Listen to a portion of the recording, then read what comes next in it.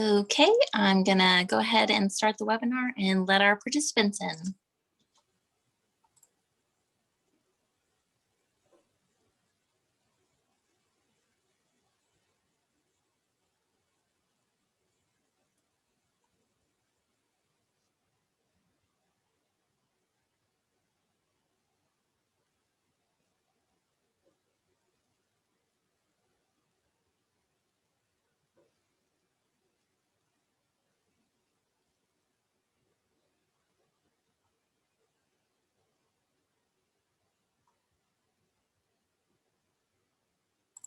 Well, good afternoon, everyone, and welcome to today's virtual history on Morgan State University, National Treasure and Model for Preservation, presented by Baltimore Architecture Foundation and Baltimore Heritage.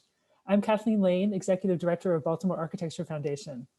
Today happens to be the 50th virtual history since we started in spring of last year.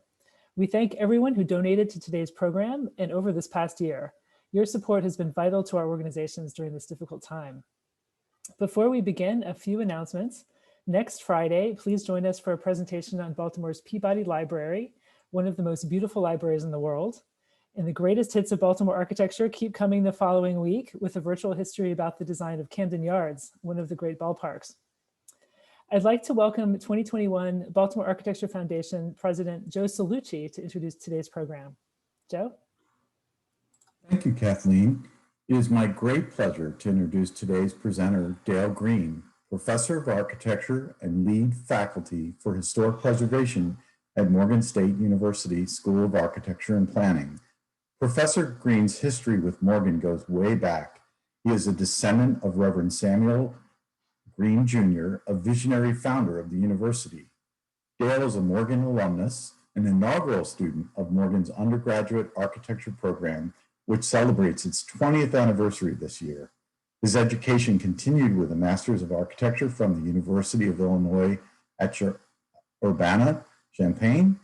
Dale has been teaching and leading research on Morgan's campus heritage since he joined the faculty in 2008 and has led efforts with faculty and students on campus preservation initiatives, including with the National Trust for Historic Preservation. Joining Dale is Kim McCullough, Associate Vice President of Facilities, Design, and Construction Management at Morgan State University. History is a continuum, and for more than 2 decades, Morgan State University has been an advocate for creating relevant contemporary architecture in our city. Kim will be available to speak to the exciting plans for the future of Morgan's campus. If you have any questions during the presentation, please add them to the Q&A box. With that, I'll turn it over to Professor Green. Thank you, and I look forward to today giving a very quick overview of Morgan State University as a national treasure. And I will go very quickly through several slides to help the audience understand the significance of Morgan State University as a national treasure. As it was previously mentioned, I have an ancestry that is intertwined with historically Black colleges and universities in America, and I'm very proud to be a descendant of our visionary founder of Morgan State University, my 6th great-grandfather, Reverend Samuel Green Sr. But on my mother's side of the family, Bishop Alexander Wayman, an ancestor, was also a founding trustee of Wilberforce University, which was the 3rd historically Black college and university in America. And so while today you'll learn more in particular about Morgan State University, originally founded as the Centenary Biblical Institute in 1867, where my 6th great-grandfather, Reverend Samuel Green Sr., was a visionary founder. I'm also very proud to be an alum of Morgan State University, and in particular, an inaugural student of the Architecture and Environmental Design program from the then Institute of Architecture and Planning, now the School of Architecture and Planning. And this year marks our 20th anniversary of the founding of the undergraduate program. Historically, Black colleges and universities have a unique legacy among higher education. Historically, Black colleges and universities were defined in particular by the Higher Education Act of 1965 that formally recognized 105 colleges as historically Black colleges and universities.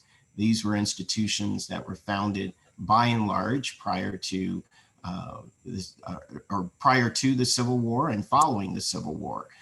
Morgan's history within this context was founded in 1867 among 9 HBCUs founded in that year, and it was represented the largest founding of HBCUs in any single year. We marked our 150th anniversary sesquicentennial in 2017.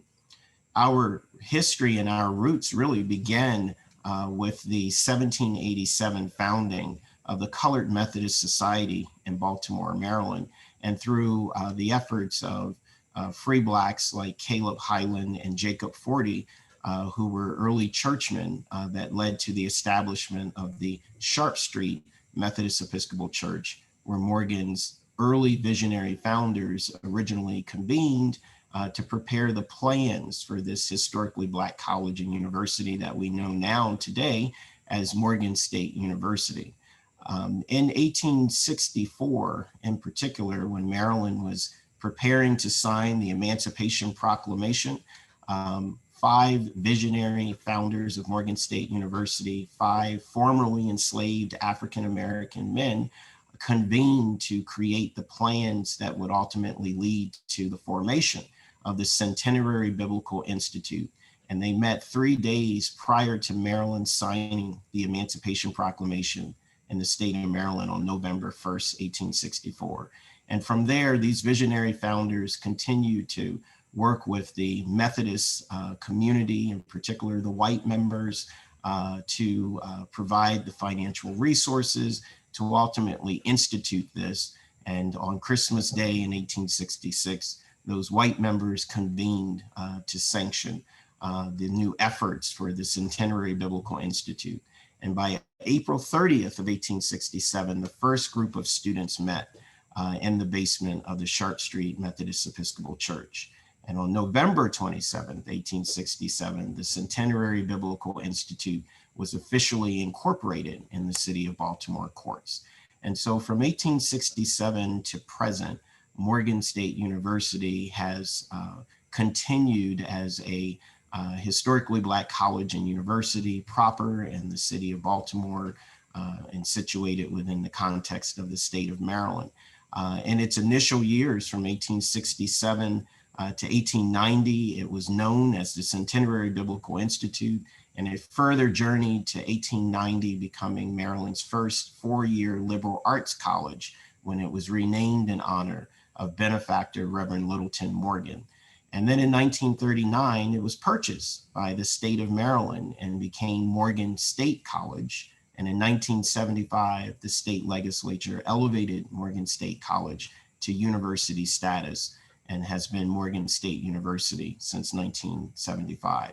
This journey also has been across the Baltimore landscape physically, and that Morgan State University's first campus in 1867 was located downtown Baltimore at Lombard Street, Sharp Place, and Pratt Street, where the original Sharp Street Church was located.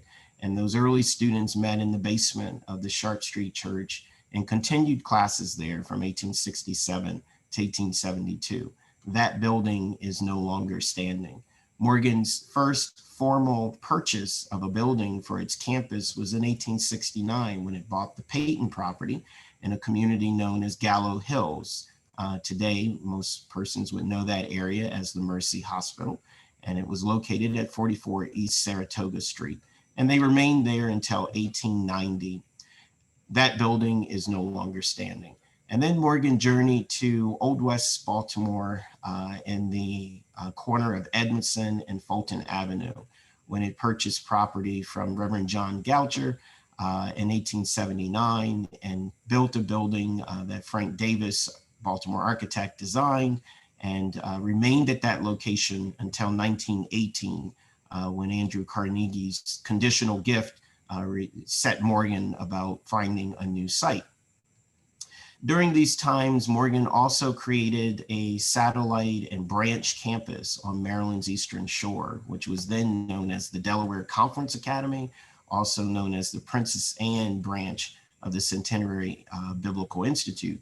And that branch campus ran from 1886 to 1935, when the state purchased that particular branch, and it thus became the University of Maryland's Eastern Shore. All of the buildings rather that Morgan had originally constructed on that campus are no longer, and this was the last surviving building that was demolished in 1959 on that campus.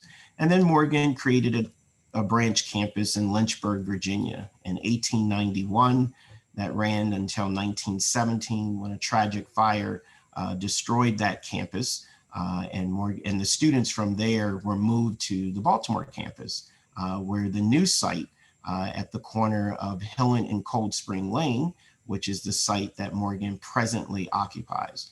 And so of all the sites that Morgan has had in its history, the Cold Spring and Hillen Lane site is the only site that is existing and speaks to the entirety, if you will, of Morgan State University's history. On this site, it's transitioned from Morgan College to Morgan State College to Morgan State University.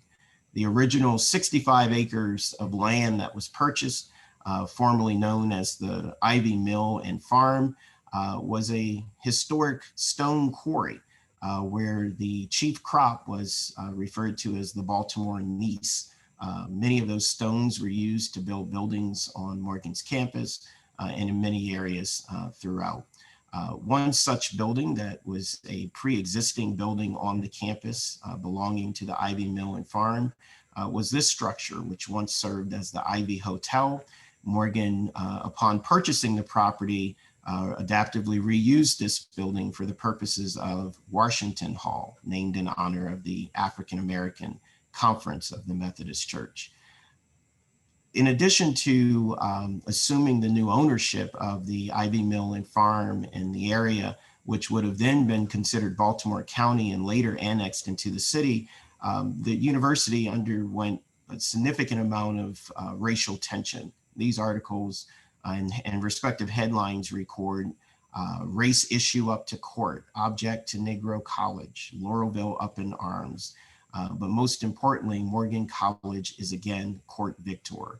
And so against all of the odds, Morgan overcame all of the racial tension and proceeded with building not only a Morgan State University campus, but a Morgan Park community that would create a 25-acre residential community where African Americans would be able to live in close proximity to the campus and also in what was then referred to as the new city suburbs. And so it was properties like this that were built and designed in the Morgan Park community where early African Americans such as Dr. Carl J. Murphy and Dr. W.E.B. Du Bois also lived.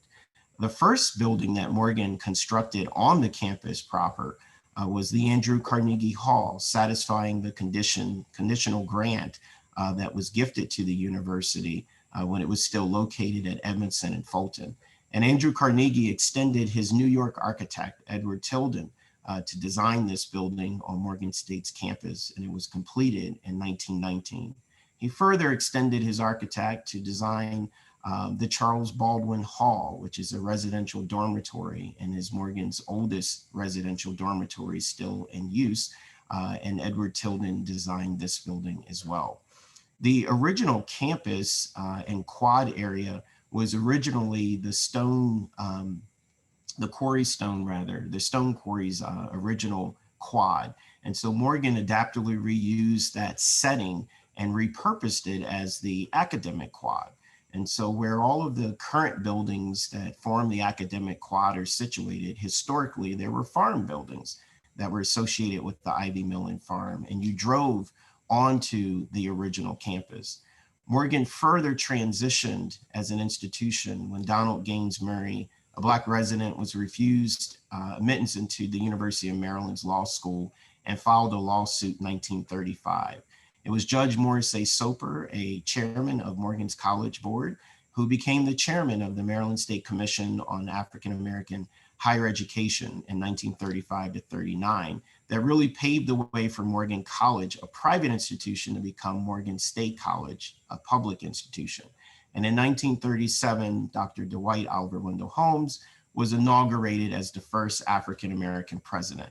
And it was then that Morgan's College remained a private Methodist institution until 1939, when the state of Maryland purchased it in response to the statewide study that determined that the state needed to provide more opportunities to its Black citizens. So in 1938, Morgan's board officially approved the transfer to the state of Maryland under the condition that the state would maintain an institution of higher learning for Blacks that offered a curriculum equivalent to the quality of the curricula offered at the University of Maryland. And most uniquely, the proceeds from this sale were used to construct a center for religious activities known as the Morgan Christian Center, now the Morgan State University Memorial Chapel, and the parsonage that formerly the Reverend Howard L. Cornish resided in an endowment.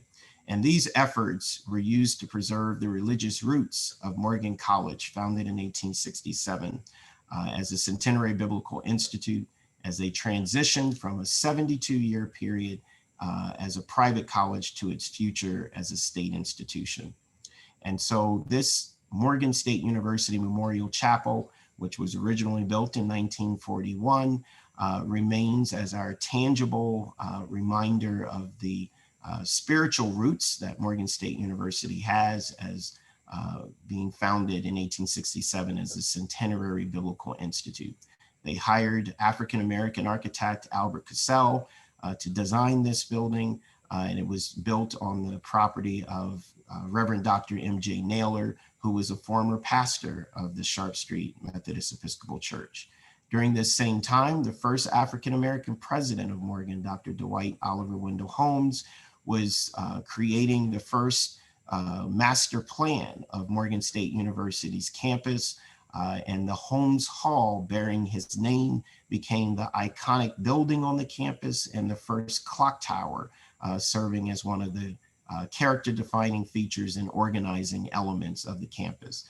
Dr. Dwight Oliver Wendell Holmes is featured here adjacent to Dr. Martin Jenkins, who took over the presidency following his term. Such buildings that emanated from this master plan and robust capital development was the original Soper Library building, built in 1939 by Taylor and Fisher architects.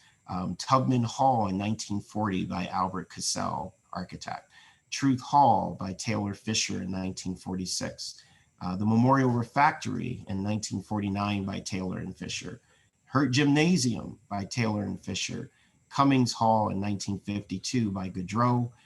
Callaway Hall in 1953 by Gaudreau. Soldiers Armory by Albert Cassell. The original McKeldin Student Center by Gaudreau, and the original Murphy Auditorium in 1960 by Gaudreau, and in 64, Carter Grant Wilson Building, also by Gaudreau. And then in 1964, Hilyard Robinson designed the O'Connell Hall. And so by 1967, this aerial view of the campus showed the campus largely built out at its 100th anniversary of the institution. This model Negro College was now formally situated in Northeast Baltimore, but it continued past that major milestone, building out the campus with the Field House by Albert Cassell and the McMecken Hall, named in honor of its first graduate, George McMecken, designed by Gaudreau, and Jenkins Hall in 1974, designed by Louis Edwin Fry. The Soper Library by Harrison and Crane, replacing the former Soper Library, and the McKeldin Student Center in 1975, coinciding with the Morgan State University elevation to university status in 1975. And this was designed by Gaudreau. And so the campus emanated from a 65-acre tract of land to more than 150 acres of land and campus in the Northeast Baltimore section, where the campus is divided into south and north and the main quad and the Morgan Commons, Morgan View, and also the West Campus at Northwood. We also today hold a campus in Calvert County, which is referred to as the Pearl Laboratory. We also have several world-class new construction facilities that dot the campus, in addition to the heritage and historic buildings that dot the campus. We are further increasing the footprint in the West Campus at Northwood, where several buildings are being constructed. And we have several new buildings being constructed as well on the main campus, where the new Thurgood and Marshall apartments are under construction. And then we have recent efforts to acquire the Lake Clifton High School, which also a site which also features a historic building, the Lake Clifton Valve House. And so Morgan, as a national treasure, in addition to its buildings, has had significant leadership from the early days to its present, through the presidencies, as well as the chairmans, our current president, David Wilson, and our current chairman, Congressman Nfume, to our early graduates, both first female, to our early male graduates who led the University of Maryland's Eastern Shore, to the production of early graduates that became early civil rights attorneys, Zora Neale Hurston, Bishop Edgar Love, founder of the Omega Psi Phi, to many notable faculty members who have served 50 to 60 years, to many administrators who were also graduates, James Carter, class of 1916, and served 4 presidents under Morgan, deans that led the civil rights activities, administrators who wrote the histories of Morgan, and the students who led several sit-ins beginning in 1947 in protests beginning in Annapolis, to the Reed's Drugstore, to the Northwood Shopping Center, the many significant athletic accomplishments, even under the helm of Dr. Charles Drew, who coached the basketball team, to the undefeated football team, to the first African-American fraternity founded in the state of Maryland, the Phi Beta Sigmas, and to the Iota Phi Thetas, also founded on the campus in 1963, and numerous commencements on the same grounds of the campus, where Dr. Martin Luther King Jr. shared his excerpts of I Have a Dream speech in 1958, where Dr. Malcolm X came to frequent and visit the campus, where we've conferred numerous doctorates to individuals like Gloria Richardson, and to where many individuals like Dr. W.B. Du Bois, who has an honorary degree, was on the faculty, lived close in proximity to the campus in Morgan Park, were all a part of the history of Morgan State University. And even to the contemporary, where Chief Judge Robert Bell, who was once a student who was arrested, became the Chief Judge of the courts in Maryland, to 4- and 5-star generals, the renowned Morgan Choir, which stems back to the history of Morgan coming out of the Black church, to the significant civil rights legacy, to our Dr. Lily Carroll Jackson House and Civil Rights Museum in the Bolton Hill neighborhood, and to several historic sort of artifacts that remain in the campus proper, the spite wall that the white community sought to build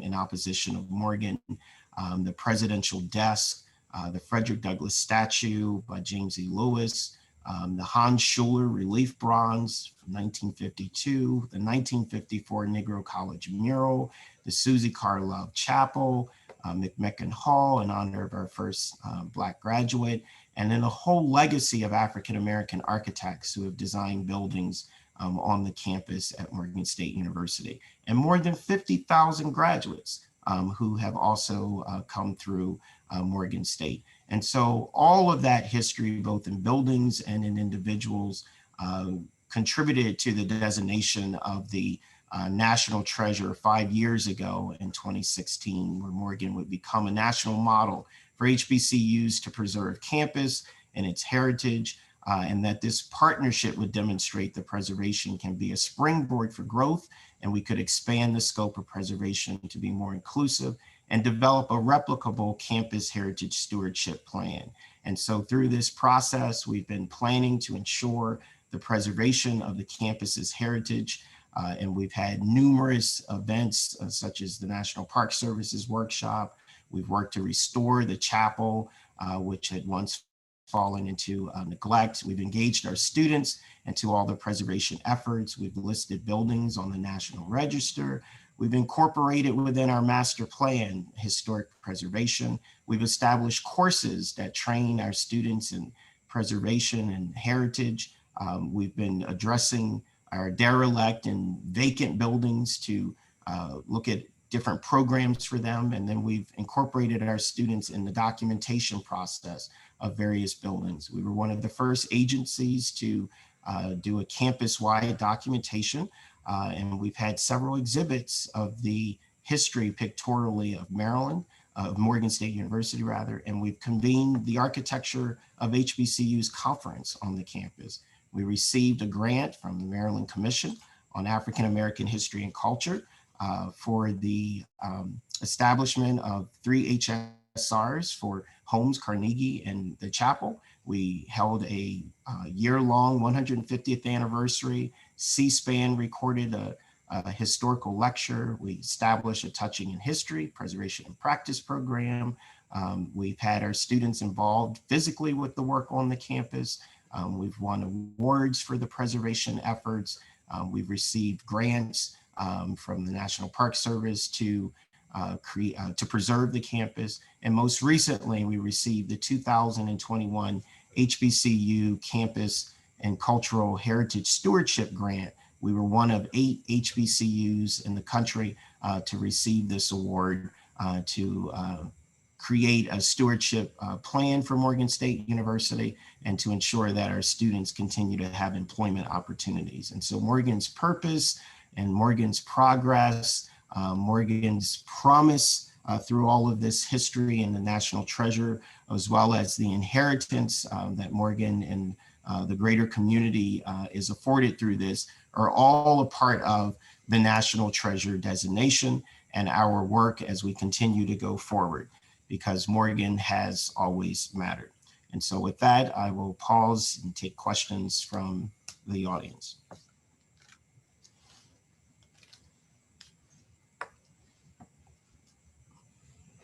That was simply magnificent.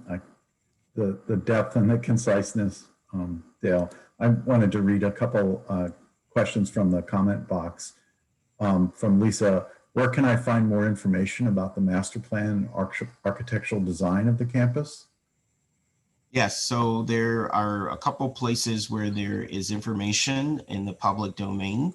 And so as part of a process that the university undertook with the Maryland Historical Trust, we've documented the buildings on the campus through the Maryland Historic Inventory Forms, which are public forms that you can view through the Maryland Historical Trust's website.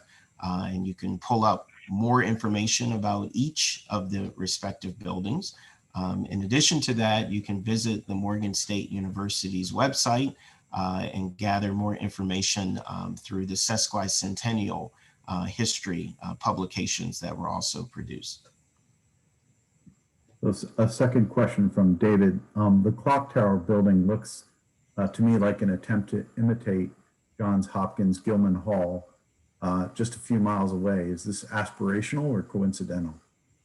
Actually, I've showed slides before about the semblances of both the Morgan State University's Holmes Hall building and Johns Hopkins Gilman's building. And there was a great deal of intention, as you could imagine, among the two institutions and the respective architecture to sort of create that kind of, landmark, iconic, and flagship type building. So yes, there are a lot of, semblances between those two buildings. I just wanted to add that my perspective on contemporary, it was clear to me after the presentation that the focus on the future has been there for more than 2 decades. So absolutely. Yeah. So that's wonderful that we have an institution that is both looking backward and forward. I think that's wonderful. I had a couple more from ER Ship. Will you say more about the original Soper Library? It was replaced as a library, but the building is still in use? Yes, so Professor Ship, one of my good colleagues, but the original Soper Library is today the Banneker Hall building. And so the original Soper Library building is on the main quad, and in this image is featured right next to the Holmes Hall. So it is no longer the library, but it is a restored and preserved building in the form of the Banneker Hall building, which is where the School of Education is located. Another question, as a Morgan alum, I really appreciate the history of the campus's architecture. Are there any plans on creating a 3D model of the various buildings over your master plan? Yes, so we will be embarking upon future plans to continue to preserve the campus and create components that help and assist with that preservation effort. And so it is our intent that at some point we are able to have some form of a three-dimensional form of the campus. It's likely to be more virtual than it would be, a physical campus model. And so there are discussions in regards to that around funds that we've recently were awarded and potentially funds that we would need to secure in order to make something like that come to fruition as well. The question, where can we find information on buildings that no longer exist? For example, the Carl Murphy Arts Building and the library that was at the southeast corner of Cold Spring and Hillen. Yes, and so as part of our current efforts to continue to document the campus, that those buildings that are no longer standing will be a part of the documentation effort that will come out from the stewardship plan. At present, there are some locations where it's not in the public domain, but we do have the information on all of those previous buildings that were once on the campus that are no longer there. So this effort that we have currently on the table will make a lot of that information publicly accessible as well. Dale, this is Kim. I believe they're also in the historic campus documentation that we did a while back too. Yes, some of them, but when they reference, for example, the original Carl Murphy building, that one's not in that documentation. All right, thank you. And Kim, while you're on, we've got a question. What you've called the West Campus, will the forthcoming project at Northwood become property of Morgan State, or will it be a joint venture partnership? I'm sorry, I didn't hear the question. I'm sorry.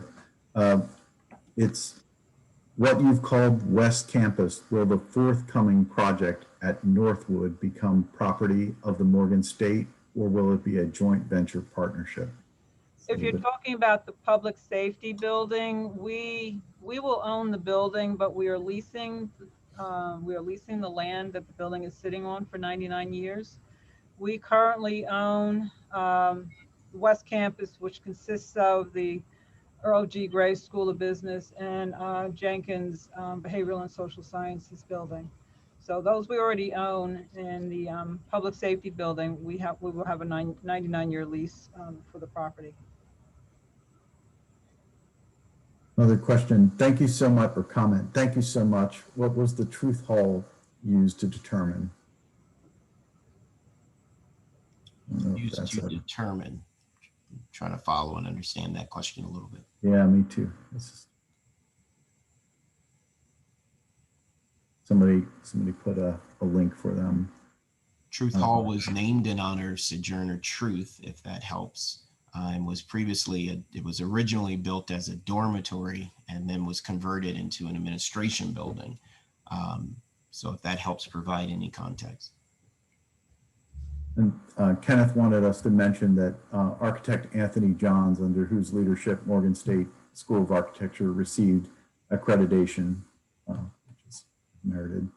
Yes, Anthony Johns was African-American architect and a fellow, and was the director of what would have been then the Institute of Architecture and Planning that gave us national significance, as Morgan is the only HBCU who has an accredited architecture, city and regional planning, and landscape architecture program in the country.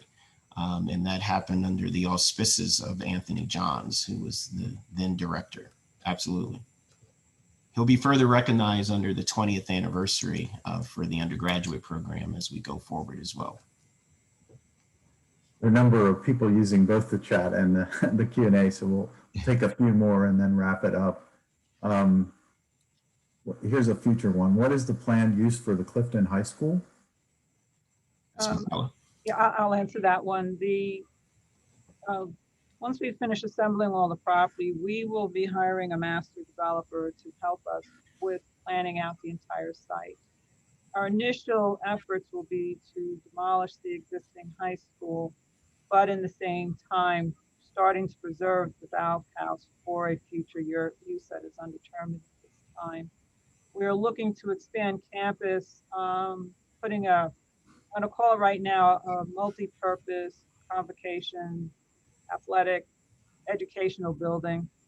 The other uses for the site are still being discussed, but could be anything from a research park to a technology transfer park, and numerous other things that are being considered at this moment. So we do not have a clear plan yet, but we are in the process of developing the initial component and then the overall site. Great. And finally, can visitors get a tour of the historical buildings and the campus?